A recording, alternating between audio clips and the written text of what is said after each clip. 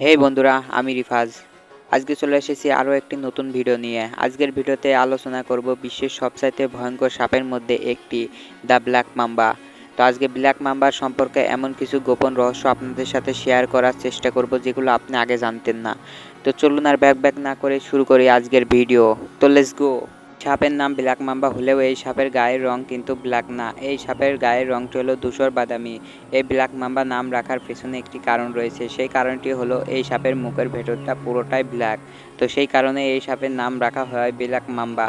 এই সাপের বৈজ্ঞানিক নাম ডেন্ড্রোআস্পিস পললেপিস। এটাই ভয়ঙ্কর যে এই সাপটি যদি কোনো মানুষকে কামড় দেয় তাহলে সেই মানুষটি 20 মিনিটের মধ্যে মারা যাবে, একদম 100%। সাপের বিষের অ্যান্টিডোট তৈরি করা হয়েছে, কিন্তু সেই অ্যান্টিডোট সবখানে পাওয়া যায় না। এই সাপগুলো দক্ষিণ এবং পূর্ব আফ্রিকার দেশগুলোতে বেশি দেখা যায়। দক্ষিণ আফ্রিকা, কোরিয়া এবং উগান্ডাতে এই সাপগুলো বেশিরভাগই দেখা যায়। এই সাপটির প্রধান খাবার হলো পাখি, ইঁদুর, কাঠবিড়ালি এবং খরগোশের মতো ছোট ছোট প্রাণীকে এই সাপটি শিকার করে। কিন্তু এরা যদি বিপদে পড়ে কিংবা ভয় পায় তাহলে এরা হাতির মতো প্রাণীকেও হামলা করতে ছাড়ে না। এটিকে আরও ভয়ঙ্কর করে তুলেছে এই সাপটির স্পিড। পৃথিবীর সবচেয়ে দ্রুতগতির সাপের মধ্যে এই সাপটি হলো একটি। এই সাপটি অতিরিক্ত লাজুক প্রকৃতির। এই সাপটি ভয় না পেলে কোনো মানুষকে কিংবা কোনো প্রাণীকে সে কামড় দেয় না।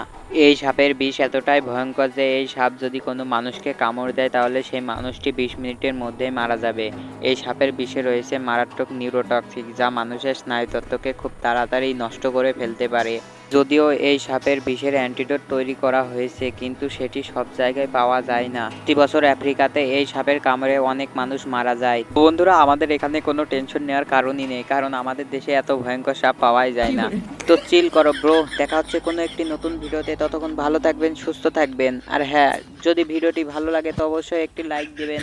আর পরবর্তী ভিডিও কী টপিক নিয়ে দেখতে চান তা অবশ্যই কমেন্ট করে বলবেন।